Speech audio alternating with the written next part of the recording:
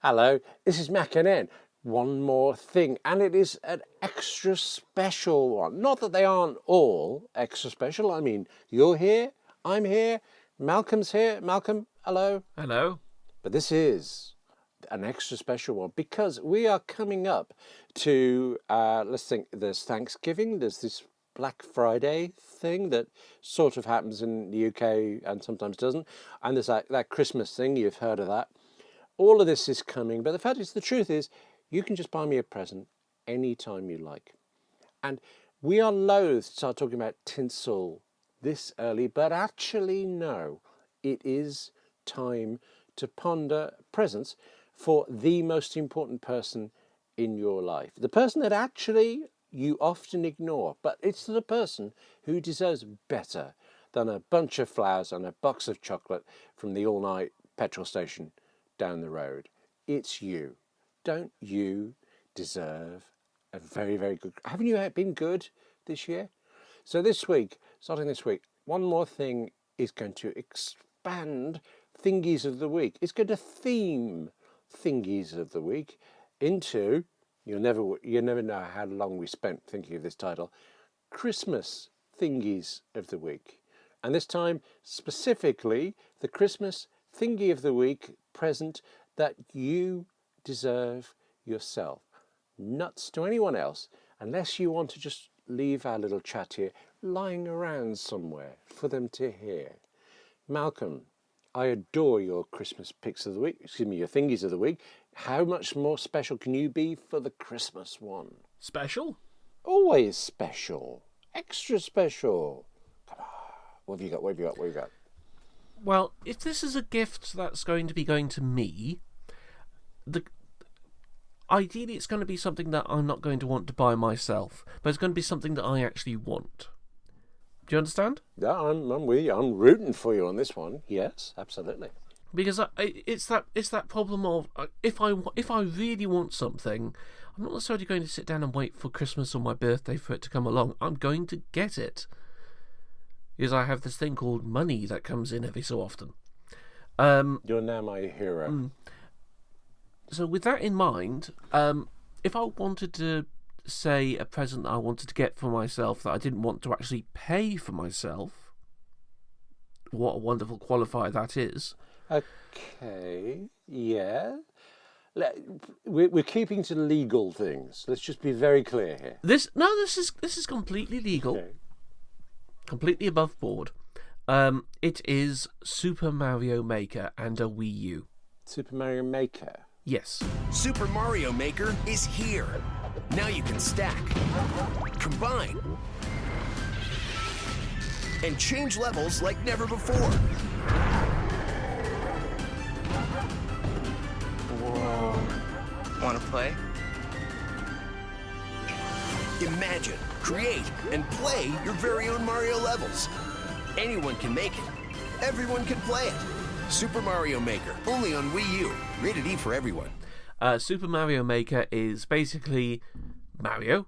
So your normal, traditional plumber jumping from side to side and so on, gets the castle and find out the princess is on holiday somewhere else and you got to go and save her there. The usual traditional game that everyone knows, loves, and so on. Yes? Well, I actually never played it, but I'm obviously aware, and I remember the classic movie, clearly. They're brothers. They're plumbers. Super Mario Brothers. This ain't no game. Yes, such a classic. Citizen Kane, Mario, but it's the greats. Yeah, with Super Mario Maker, what they've specifically done is allowed it so that anyone can create their own Mario level. So you have all the different, the blocks, the scenery, the enemies, everything from all these classic Mario games. You could choose the different visual style depending on the different game as well. You could build up your own level, and once you've completed it and saved it, you can then put it out onto the internet for other people to try. And I know the game has been out since September, but it's had a phenomenal amount of support for it. So many people have come out and said, I'm going to make levels for it, here we are, and then trying to troll other people with these extremely difficult or extremely stupid looking or extremely funny levels. I think that's a brilliant thing. I mean, specifically, I wouldn't buy this for myself because that involves buying a Wii U, which is not something I particularly want to buy for myself in the first place.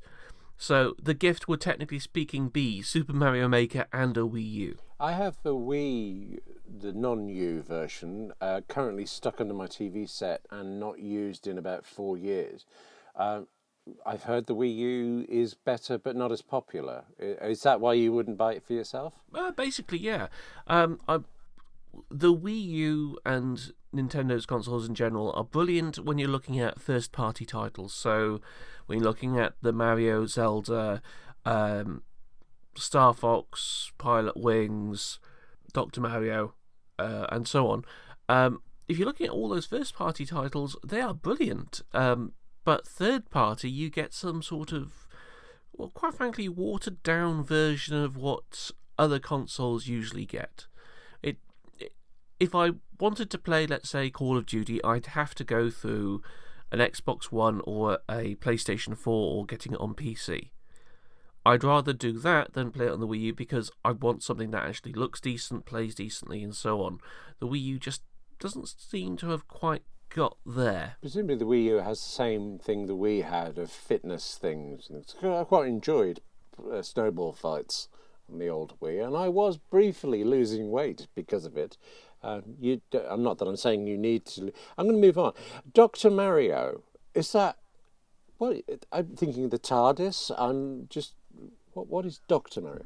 No, it has nothing to do with Doctor Who. It's a puzzle game from many, many, many years ago, and it's almost certainly going to be available to download as a virtual console title for the Wii U. Okay.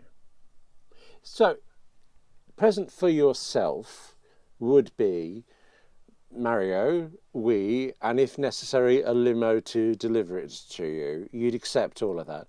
But if you were going to buy it yourself today, you actually wouldn't. Is that what you're saying? No, that's the key thing. A Christmas gift is ideally something that you wouldn't mind having, but you're not necessarily going to want to buy yourself. That's the key thing.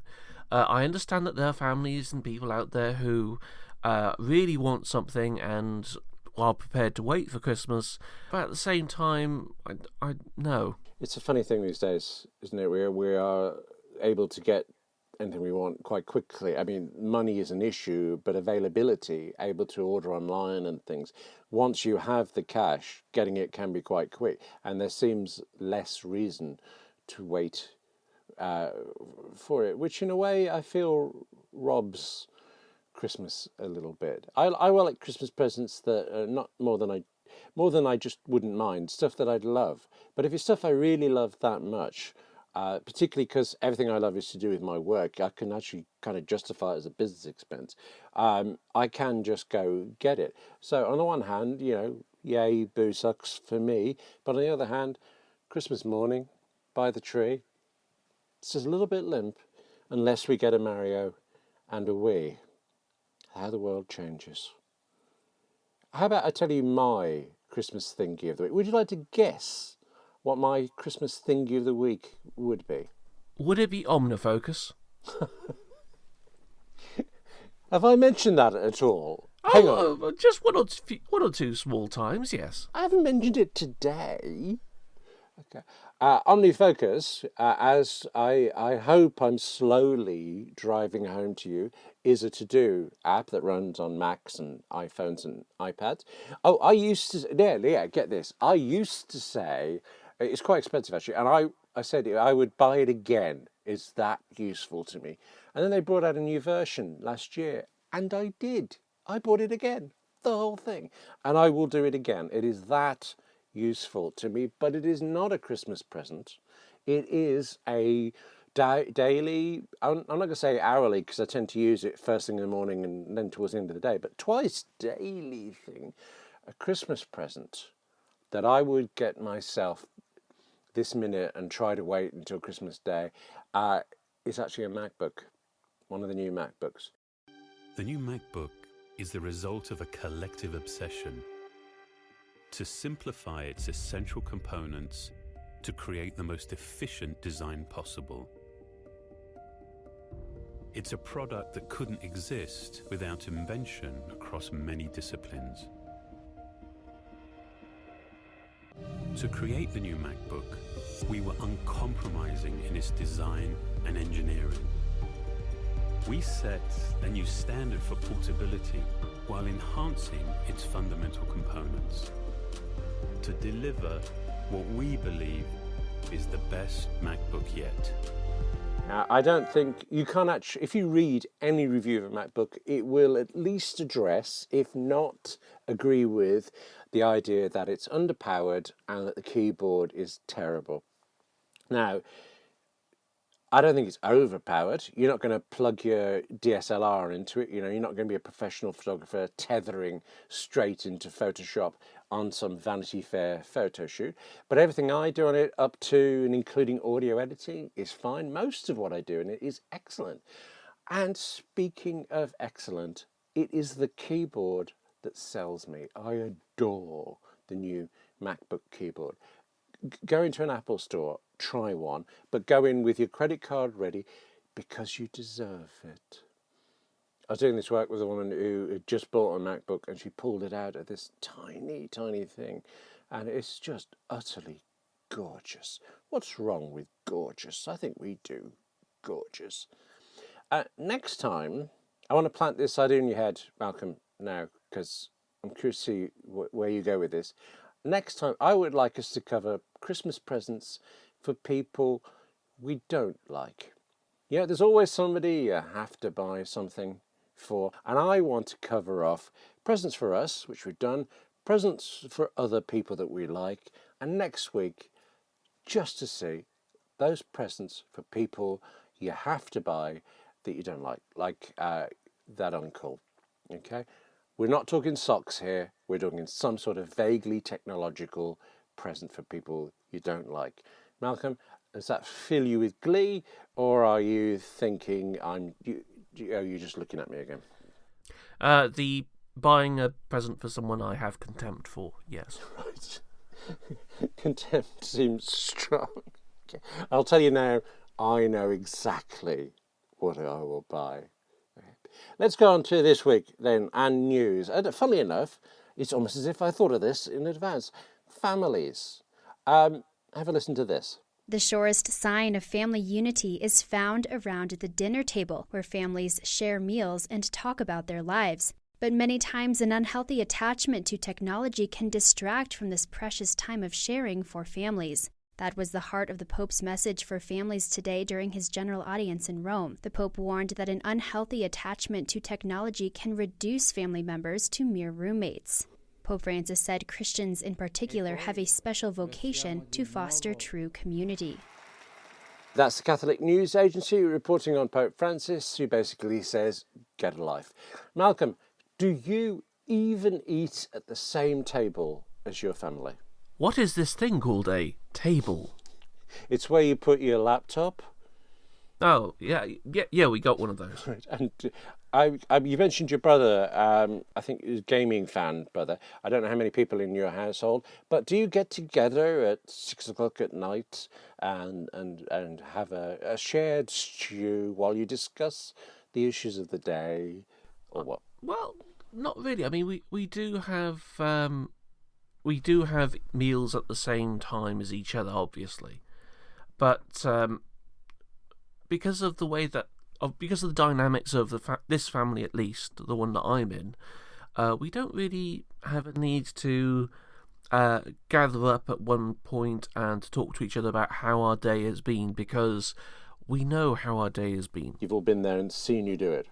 Just from the fact that I'm working from home. If I were working in an office elsewhere, then I would understand the whole coming home and then saying, how's your day been? Oh, the day's been horrible. I've had to trudge through traffic, and I was talking to so-and-so supervisor who said so-and-so, so-and-so, and they are a so-and-so, so-and-so. I'd have lots of things I'd be able to talk about, but no, because I work from home, I don't have the need to gather around a kitchen table or anything else like that at least once a day to catch up with everyone. It's a nicety, but no, I And don't. I realise I actually probably can't say what Angela's job is, or it was in the example I'm thinking of, but there was a patch where I was working from home, she was working away, and we'd come to the end of the day, and I will have written a sentence I was deeply proud of.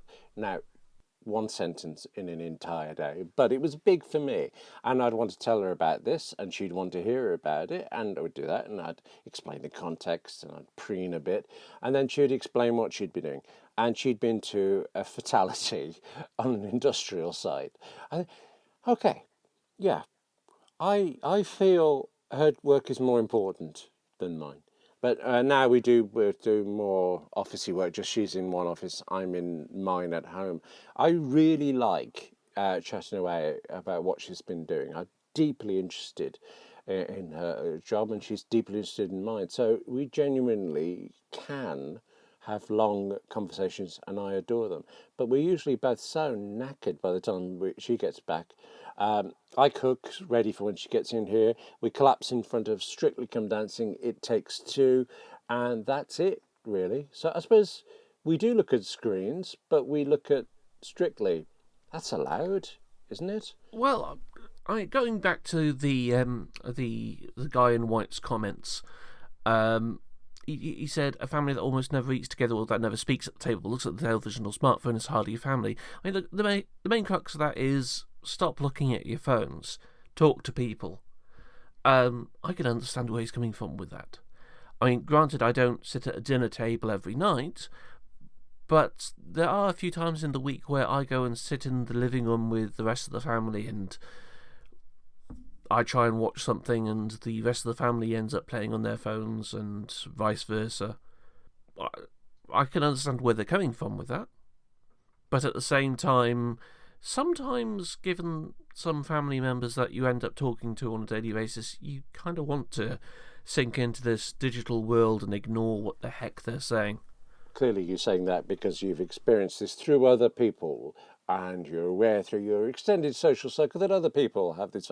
You're not actually talking about your family. I'm not talking about mine. Let's just be clear, underline that. Yes, we are being completely hypothetical here. I see the Pope's point as well.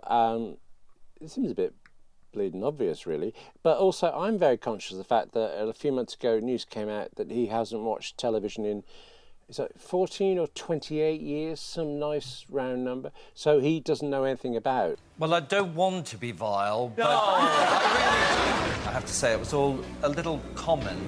All the L's, lifeless, lackluster, laboured, D-U-double-L, dull.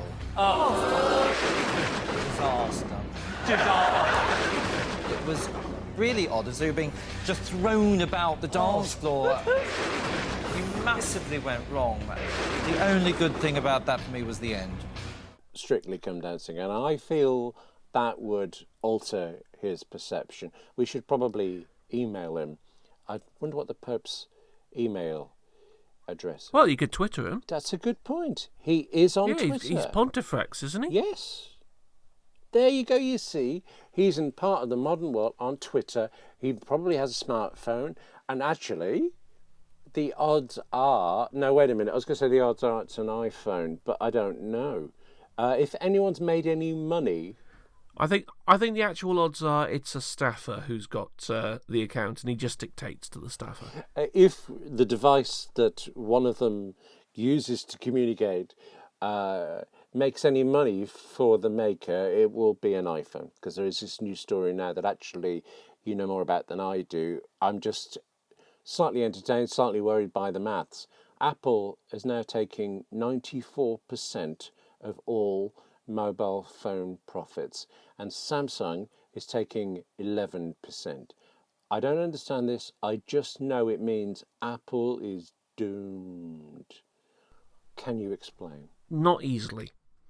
This is coming from a report earlier this week from Canaccord, where they say 94% of profits. So Apple makes 94% of profits in the smartphone sector, but because of the way that they're doing their wonderful mathematics, some companies are making a loss, so therefore that brings down the average down to 100, because there's losses and then there's the profits, and Apple's obviously making 94%, so therefore there are other companies that are, for want of a better phrase, screwing up. It's a staggering amount of loss that must be. I mean, only 2 companies making any money. Surely, I mean, Microsoft with the Windows Phone, I do occasionally see people, they've got to be shifting some, haven't they? But not according to this. Are they just not statistically significant? Are they like BlackBerry or something? Well, in comparison to the iPhone, no, it's not. It's not significant at all. The key here is just the sheer numbers. I mean, in comparison to iOS and Android, Windows Phone is obviously going to be seen as the rank outsider, the small one on the edge that no one's going to care about because the sheer numbers of sales for iPhone and Android. We could go into this whole discussion about Apple and Android sales specifically, but I kind of want to enjoy my coffee. Okay. That's not because you feel I might be anti. I'm just intrigued because I said to you before, I had this perception that Samsung was the best Android one. And I see now, you said no, you were pointing to things that other people have done better. I see now, I've got that impression from the money side of it. They are the only ones making any profits and things. I'm not as concerned about this because I could be because I'm an iOS user, and the fact that Apple makes money means Apple will carry on making iOS. I like it. In theory, I'm happy. But 94% to 11% just feels kind of unhealthy. I want Samsung or anyone else to do a bit better, and surely they will. Is anything coming along that will, I don't know, shake up the world? Is Samsung going to do anything brilliant, or HTC going to sell anything? That's a difficult one, quite frankly, to work out. I mean, predominantly speaking, Apple has 2 things in its benefit compared to most Android producers. It has this brilliant branding and sales that it manages to bring out from its fan base all the time whenever it launches a new product. So it can capitalise on that, make a huge amount of money. It's to the point where next year's iPhone could probably be identical, and everyone who is on a 2-year upgrade cycle could probably just buy that in large numbers anyway. I'm with you on the contract stuff. I'm not on a 2-year contract anymore, but I was for a very long time.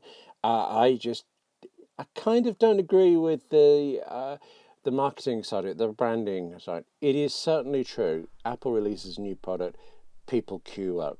But if that product was crap, there would be fewer people next time if the next one was crapper. Oh, no. I'm not saying that it's going to be a horrible product. I'm saying if it were on a similar level to the current generation, it would still sell pretty darn good. Yes, and I agree. I'm just saying I don't think Apple got to this stage through having fans. I think it got fans by getting to this stage. But it's got to a point now where even if it didn't do that much, it will still enjoy fantastic sales. That's the key point, though. Which is kind of an enviable position to get to. But oh, certainly. So it's got that for a start. The second thing, though, is that Apple serves, for want of a better phrase, a more premium end of the market compared to Samsung and basically anyone else. If you're looking at smartphones specifically, you're looking at iPhones, and that's basically it. If you're looking at the lower end of their product range, you're looking at older iPhones, which are still, compared to Android devices, fairly expensive. Yeah.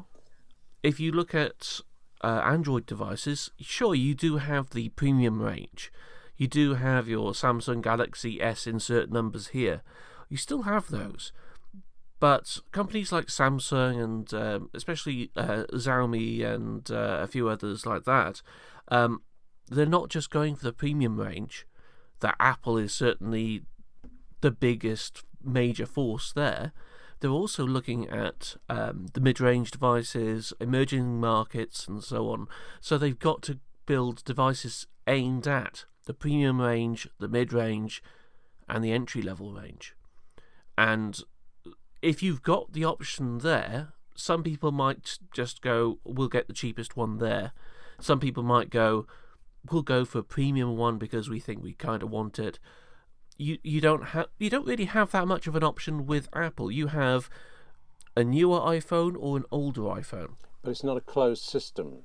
I do have a choice. I can go for an iPhone or I can go for an Android, and people are choosing iPhone. And Samsung did have premium things, but the premium end is just dying for them, presumably, at least in part, because the premium Samsung models aren't worth the premium. There's the new BlackBerry, is it pronounced Priv or Priv? I'm not sure.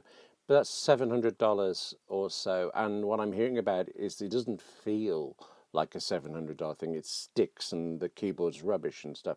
A BlackBerry with a rubbish keyboard is just like shooting yourself in the foot. Apple stuff costs more, but I feel you feel it's worth it. What you like, what you get for it, and I'm guessing you don't from the others. Because when faced with the option, I just heard there's something about there is a $10 Android phone. Android users, why wouldn't they go for that? What would Samsung offer that was worth more? I think that's what's happening, but it's not that Apple is able to take the premium market because it's Apple. It does that, and I think it's been very clever sticking to it, and people buy it because they like it, and that seems good to me. I love you, Steve. You know how much. I love that you don't care how much money a person makes. You care what they make. But what you make isn't supposed to be the best part of you. When you're a father, that's what's supposed to be the best part of you. And it's caused me 2 decades of agony, Steve, that it is for you. The worst. It's a little thing. It's a very small thing. Fix it. Fix it now. Or you can contact me at my new job. Working anywhere I want. Previously on One More Thing, the Steve Jobs film opened in America. Then it closed in America. And now, just about a month after its initial opening in the States, Steve Jobs the movie is open in the UK, and hand on heart, I didn't notice. It's been out for just about a week now. I could have gone to see it any day I like, and I didn't. I honestly can't decide whether I will or not. I can't remember what we said before. Are you interested at all in the Steve Jobs movie? Well, I'm sure I've got some small vested interest in actually checking out these tech movies. I mean, I will gladly admit that I have watched almost all movies based on games. Sorry, there are movies based on games, not just Super Mario, which I thought came before the game, clearly. No. Super Mario Brothers is an atrocious film that no one should really watch except if you want to get your neighbours to watch it. Sorry, not your neighbours, your enemies. I do apologise. Oh, right. Okay. Yeah, it says a lot about where you live. Okay, carry on. Right. And then there's The Social Network. I think I've watched about 20 minutes of The Social Network before realising I've got better things to do, like have a bath or go and make coffee. Funny you should say that, because Social Network was written by Aaron Sorkin, who also wrote Steve Jobs. I read his screenplay for The Social Network, and I really enjoyed it. And then I started watching the film, and 10, 20 minutes, like you, I actually stopped. I was bored by it. Now, you can argue that I knew what was going on because I'd read the script, but still, what was on the page didn't work on the screen for me. And I think the only vestige of interest I have in Steve Jobs' movie is Aaron Sorkin and this peculiar way. Well, peculiar is a pejorative word. I mean, a very brave and unusual way. He's written a biopic in, well, he claims it's 3 scenes. It's actually 3 scenes with masses of flashbacks, but structurally it's in 3 clear parts. And I get very bored reading biographies of people I'm interested in, because it always starts with when they were 6 years old or something, and frankly they weren't that interesting when they were 6. So somebody who's found a new way to slice in to the dramatic points, as a writer, that really interests me, and yet for some reason I'm not that fussed about it. I might wait till it's on the telly box. I feel it's time to just shut up now, isn't it? I'm going to say goodbye and be quiet. So, goodbye. Goodbye. The only good thing about that for me was the end. Oh, well, that's unkind.